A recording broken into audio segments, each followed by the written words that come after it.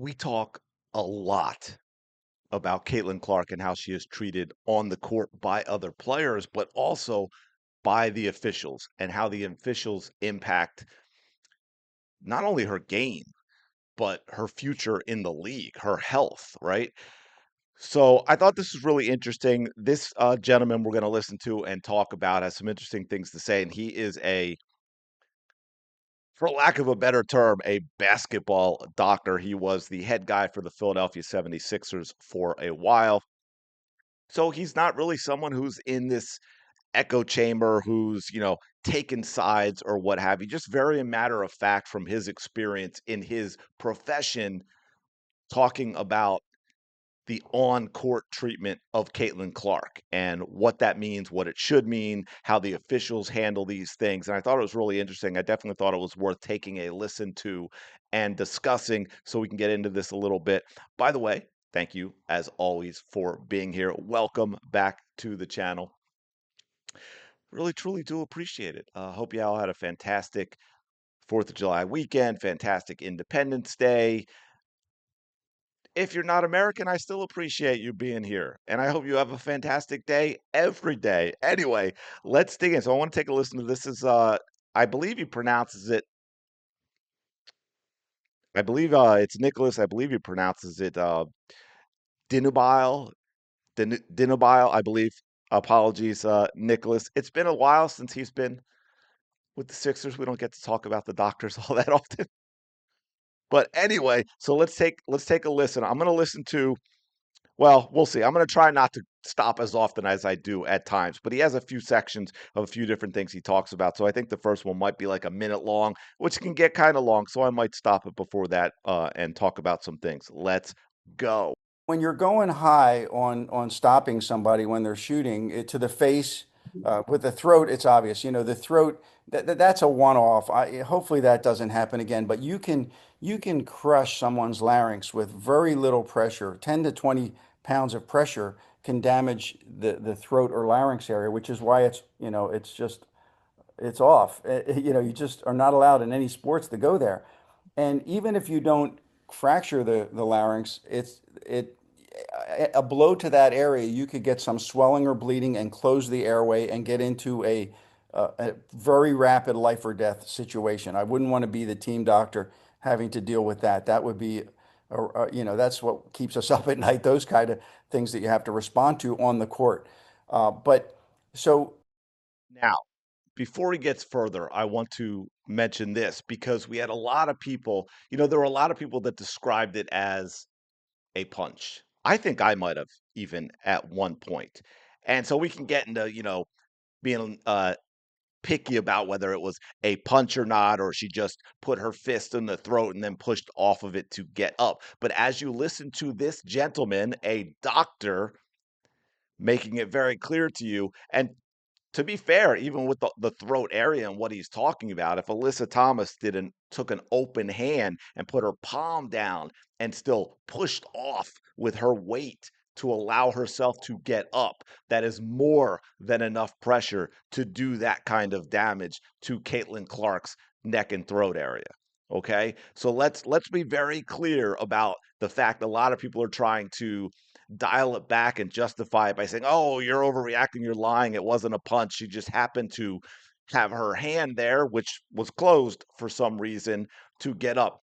Doesn't matter. And if you go back and watch that film again, you can see Alyssa Thomas clearly knows what she's doing. She is looking right at Caitlin Clark. It was no accident. she gets a lot to her face. Poked, she gets poked in the eye, she gets hit in the face, and they also with her three-point shooting, that jump three-point jumper. There's a lot of where they get in her space and her landing space. You see that way too often, and that's very, very dangerous. And just getting hit on the head and hit across the head, head injuries, concussions, any variety of things like that. Then you fall to the floor, and anything can happen then when you fall to the floor. So uh, just not good and not necessary. I don't think it's necessary. I mean, they can guard her, they can double team her, they can do other things. but the refs have to call equally. If they're going if they want that style of play in the WNBA, if they want it to turn into hockey, then just call it equally. But as long as other players know that they can get away with things, it's going to keep happening. There you go. It's going to keep happening. By the way, there's that physical league nonsense again. But I want to go back to what he said at the beginning for a couple of different things that are interesting. And also, one thing he didn't mention, because obviously he's talking about all this just from an injury risk standpoint. But I want to get into something else with the whole landing space thing. But first, to the head and neck. I did a video, I think it was back either toward the end of 2024 or maybe even in the off season after, where I did a video on a lot of the hits on Caitlin Clark that weren't even called fouls, right? And so many of them were, as he said, they were to the head, they were to the neck. And think about, as he meant, think about football for a second, right? Because we talk about this so much in football. I know the World Cup's going on, so American football, right? The head injuries, the blow to the head, not just that particular one, but the cumulative effect of what that means going forward. And you'll see players that decide that end up retiring early or retire in their prime because they took so many of those and they don't want to risk it going forward. Well, here's Caitlin Clark taking all those without any head protection, without any headgear, and they're not being called. So as he says, hey, if you're able to do that to a player who driving to the basket and you can stick a hand or a fist or a forearm into their head and you're going to get away with it, a lot of these players in the WNBA have clearly chosen to do that. And that is something that could, well, impact Caitlin Clark's performance, but also shorten her career. The cumulative stuff. There may not be this one big blow that ends everything for her.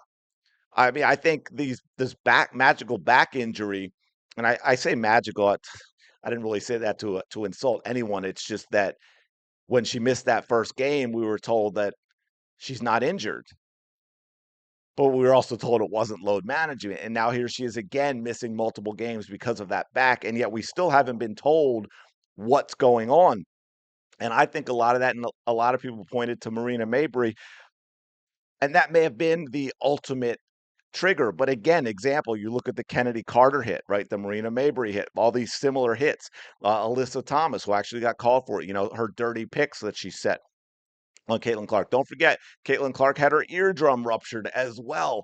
All this stuff can add up and break down the body, and it may not be one blow. It may be one blow that ultimately causes, is that final one, but it could be all the others that have been let go all of this time with Caitlin Clark. I wanted to get into the landing thing because I might have mentioned this once in another video, but it's something nobody's talking about is, well, two things. One, and I think a lot of this one is on Stephanie White being in her ear, but I want to put it out there because it is possible where she hesitates to take open threes because every time she takes a three, it's a real risk for her because of this landing space stuff, and it isn't called.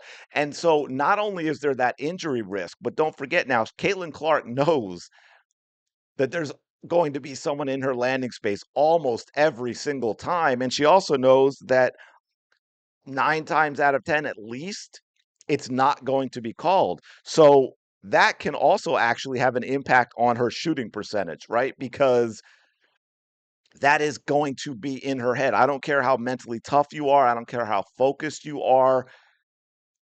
She knows it's going to happen. And like he said, that is a really, real, there's a reason that that gets into the flagrant territory and you can be ejected because that can end a career by being in someone's landing space. I don't know if any of you have done it. I have taken a shot and come down on someone's foot. It's not fun because I've come down on someone's foot and I've done the roll the ankle all the way over thing. I get what that feels like and the risk there. So think about Caitlin Clark. She's taking her career into her hands every single time she takes a 3-point shot because the referees are allowing these players to get into her landing space without consequence. I don't think there's anything she can do. I mean, for injury prevention, there's a lot athletes do. Being in the best shape that they can be in. But once you're out there, I don't know how you avoid getting hurt in those kinds of situations. That's the thing. It's hard to protect yourself with those type of, and that's why they're flagrant fouls, right? There's no way to really protect yourself in those instances. Yeah, being fit, having heads up, but she's not going to change her style of play.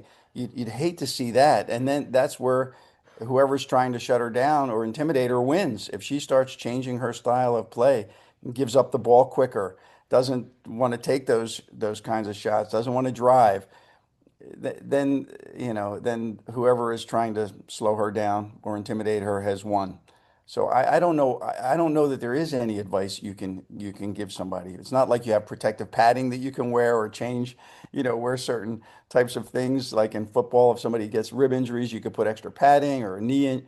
But I just don't know. Just be as fit as you can, be as smart as you can, and I mean, she takes it in stride. I don't think she brings any of it on herself. I don't think she's goes after people or tries to taunt. I mean, she like trash talk, yeah, taunt a little bit, but that's basketball. Nobody's going to get hurt with words.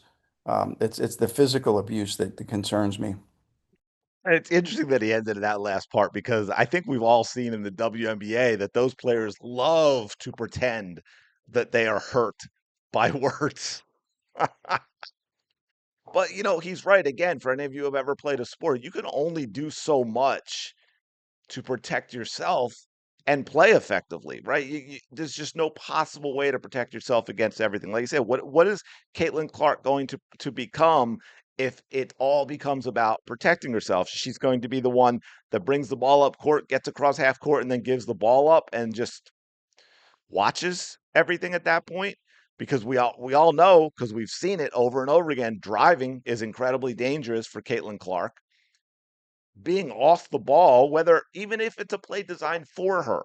Okay. So I won't even get into all that. Being off the ball is dangerous for her because they have the opportunity to take shots. Being off the ball and setting picks for others is incredibly dangerous, right? Like putting my mind into one of those players, if I'm guarding Caitlin and she's off the ball or not guarding her, if I'm the one she's setting the pick on, man, I'm taking that opportunity. It doesn't even have to be dirty, but I'm gonna run through that pick.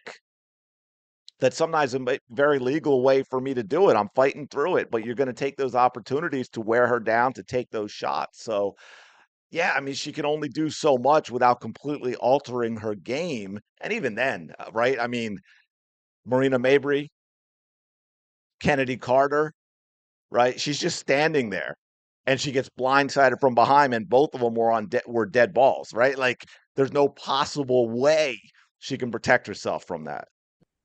I think they should be calling things. I think there should be fines or penalties if a player or a team does it a certain amount of times. If they're going to be like known for having enforcers or wanting to do flagrant fouls, a certain amount of them. I don't know what their rules are for that. If they have rules for that, like in the NBA, if there's a certain amount of flagrant fouls on a player, they're out, right? I'm not sure WNBA has that, but they can officiate better. The refs need to, I mean, how do they miss this? I mean, if she has the ball and she's this superstar, you'd think that more eyes would be on it and things could be called. But it doesn't seem that way. I mean, it was kind of funny. You probably saw it on Twitter that or on X that the makers of LASIK surgery. Did you see their post? They've been offering free LASIK to Yeah. to the officials. I mean, that's crazy. But basically, it's like get more eyes on her and call stuff, start calling stuff, and maybe more fines if things are really egregious. More fines. The players have to feel it.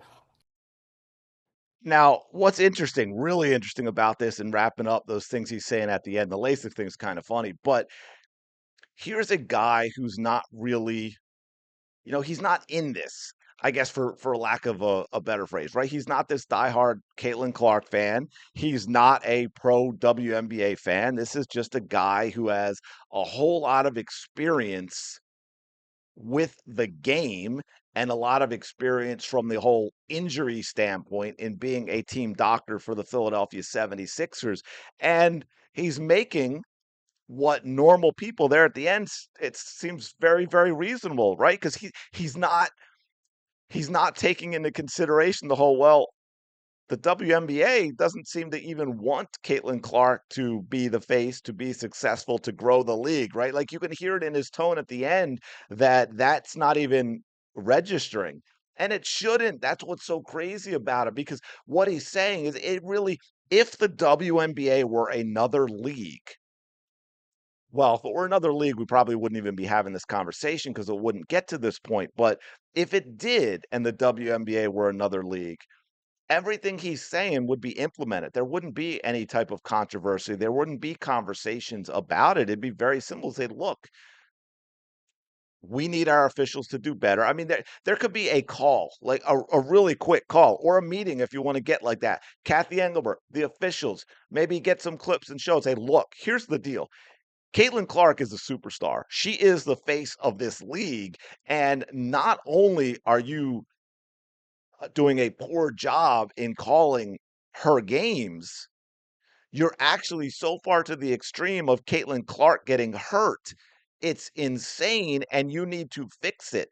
I would rather, Kathy Engelbert speaking here, I would rather have you err the other way and we get um, backlash for protecting Caitlin Clark too much, and we can adjust from there than what we've got going on right now. You cannot continue to allow the clutching and the grabbing and the pushing and the shoving and the blows to the head on the superstar of the league.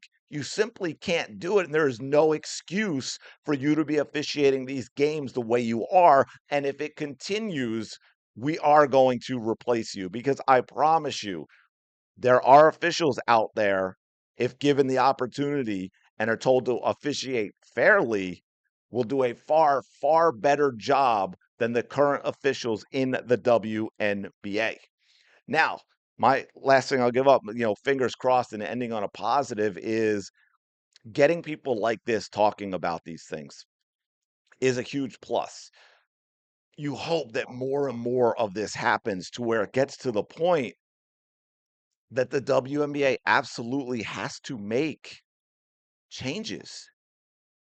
That's all we can hope for is to keep talking about it, keep getting it out there, get more and more people to talk about this. I forget where this was.